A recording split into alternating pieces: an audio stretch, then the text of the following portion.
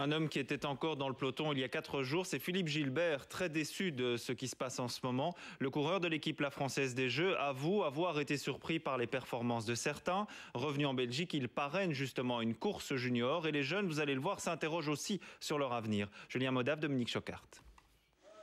Il y a 8 ans à peine, c'est lui qui levait les bras de la victoire sur cette même course. À cette époque, le jeune Philippe ne s'inquiétait pas encore du dopage.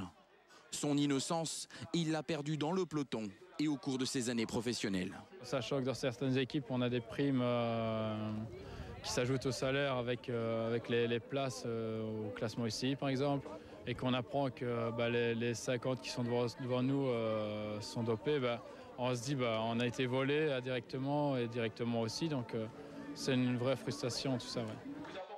Le vainqueur de cette course a eu 16 ans hier.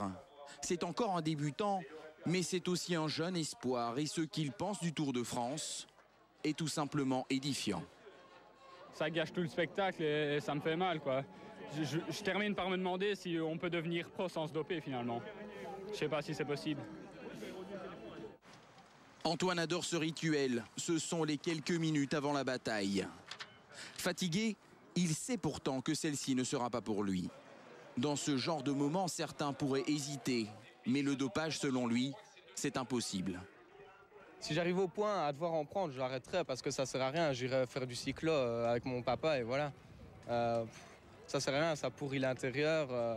Et puis après, au vu les personnes qui vous regardent et tout, non, je ne saurais pas.